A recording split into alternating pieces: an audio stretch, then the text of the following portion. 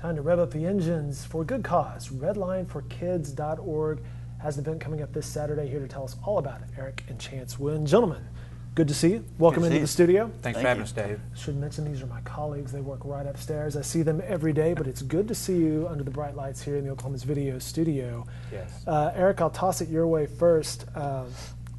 Redline4Kids.org. You have an event coming up this weekend, this Saturday with a rain out date, but next Saturday if needed, but I don't think we're going to need that. You're a man who's passionate about his cars. This is right up your alley.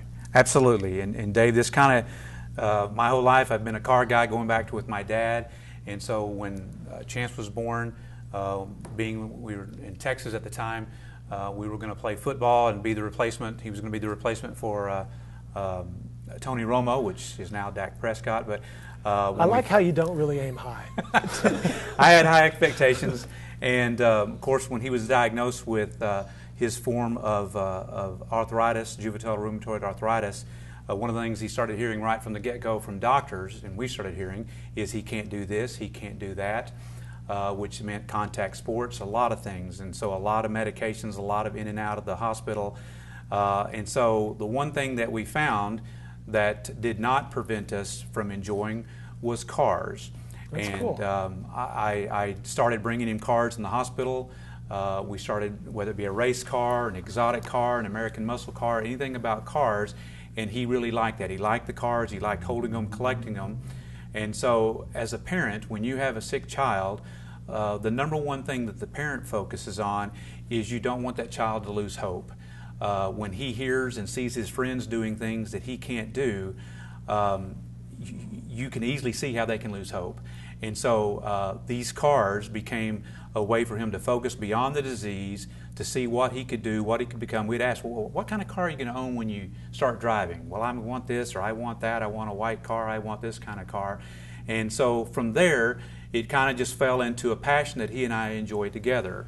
And then as he got older, now he's an adult working on his own, he made this purchase recently of his first exotic car, which got him into a group of guys that have exotic cars. And so he approached me about, hey, Dad, you remember how we used to talk when I was a kid about one of these days I'd like to help kids that are like me, that are sick also.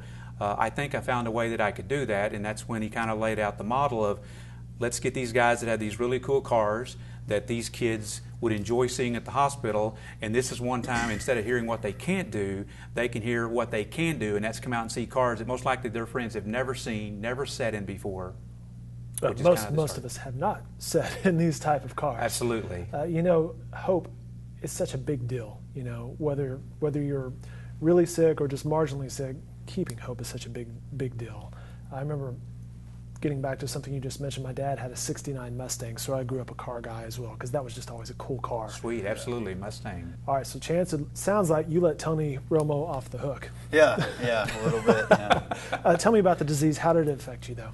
I got diagnosed when I was 4, and I have the rarest form of juvenile rheumatoid arthritis. It's systemic onset, so it's very rare.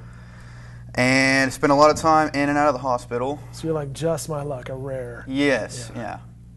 So yeah, I spent a lot of my time in the hospital, which is not fun for any kid. And there's not much to do. So I mean, like, you just want something to get your mind off of it, something to go do, get you out of the room, and stuff like that. Did you like cars, or was this just something to humor your dad? Oh no, I've always liked cars. Okay. He does play a big part into that, helping me get that strong passion for them. But yeah, something I really enjoyed. So what's your first car that you bought? You mentioned you bought an exotic. Yes, it's a 2017 Nissan GTR. You're not messing around. No, I'm not playing around, but no, I enjoy it. Super nice car. Yeah, having some fun with it. Got it back in November, so familiar with it now and having some fun, meeting some people.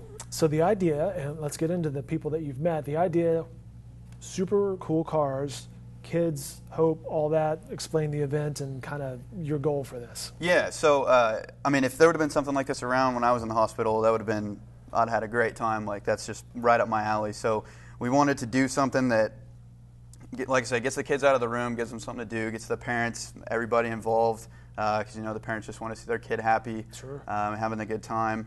And so I'm sure you've heard of Cars and Coffee. Mm-hmm. Taken my car to Cars and Coffee a couple times. seen some kids taking pictures, like having their dad take a picture of them in front of the car. Big smile. Yeah, so I was like, hey, bud, you want to sit in it? And their face just lights up, and then, really? And they're like, yeah, hop in. And here's why. Here's an example of the Yeah, cars, absolutely. Right? So they, as you can imagine, that's a big deal for them to get to do. So that's kind of what we want to do, get their faces to light up and have a good time. There's your car right there. Right? Yes, there she is. It's a nice looking car. Thank you. These images and information can be found on their website, redline4kids.org. But continue, because other people have gotten involved in this effort. Yes, so shout out to all the guys that are coming. We have a solid lineup of cars, about 11 or so. You know, we got some Lamborghinis, some Ferraris, some Porsches. So we got a very solid lineup, and Local? Yeah, everyone's local. Everyone is very excited to be involved.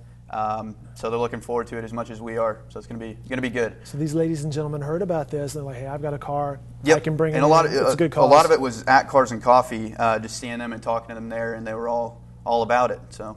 And the great thing, Dave, about this event is car guys love to show off their cars. Sure. It's just a natural entity of that. And everybody loves to help kids. And so when you combine these two, it takes a really strong emotional bond.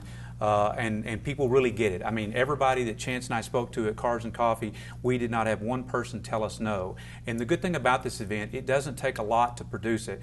It takes about $12 to $13 per patient to put it on, so we're expecting around 100 patients. Now there'll be more folks with their siblings there and their parents, but so that's going to cost us about $1,300 to put the event on.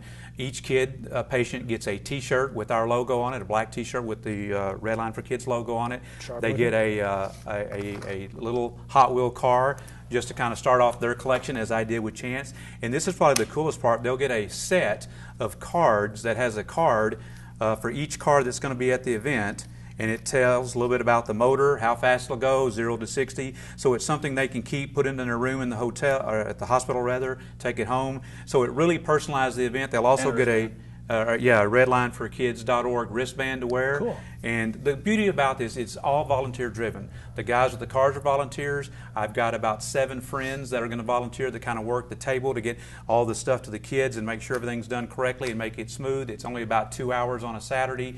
And the hospital, Sarah Jacobs, who's the director there that we've met with and put this deal together with, she said the one thing they struggle with is things to do for boys.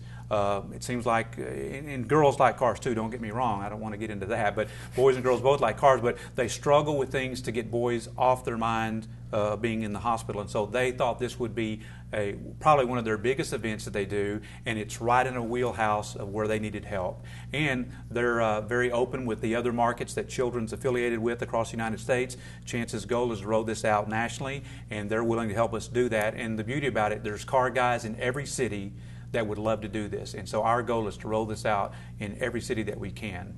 The way people can help, obviously, is, like you said, redline4kids.org, and that number 4, as you can see on the banner or the logo, there's a donate button there. And like I said, for $13 a patient, we can supply a kid with a T-shirt, a car, and these collection cars here on this event. The event, Children's Hospital, OU Medicine, cool looking cars too, from 1 to 3 p.m. this Saturday coming up. And have you had any reaction about taking it national yet?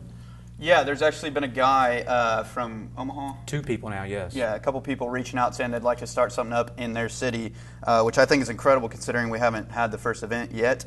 And that's exactly what we want. Like you were saying, I want to push it out, and if we can get it in every major city, I mean, that'd be the goal. I just point out the roles have reversed a little bit because we have all social media. We have redline4kids.org, we have the Facebook, we have a YouTube channel, we have Instagram, we have Twitter. We'll have a Snapchat screen available that day of. Yeah, but my son, who's the founder and CEO of this, reprimanded me early on because I was going out on social media with stuff ahead of when I was supposed to. So I've been banned from that until after the event when we have content to put up there. We want to thank you guys here at the Oklahoma Media Company for helping us with content and stuff as well, because we're really excited about this. The one last test in all this is answering this question: do kids still like cars? Absolutely. You got to think they do. So. Well, I have one last question for you guys. Domestic or foreign? Foreign for me. Foreign for me. I'm American muscle Yeah. all the way. I ask him when I see a Lamborghini, what kind is that? Is it a Gallardo, a Huracan, whatever, an Aventador? But when it comes to America, I can tell you a Mustang, I can tell you a Camaro, I can tell you a Mopar, but this is a different league for me. Good stuff. You can help out again. The event is this Saturday, Children's Hospital OU Medicine, 1 to 3 p.m. on Saturday. Redline4Kids.org is the website. Gentlemen, thank you for your time. Thanks so you, much. Best of luck. Thank you. Thank you.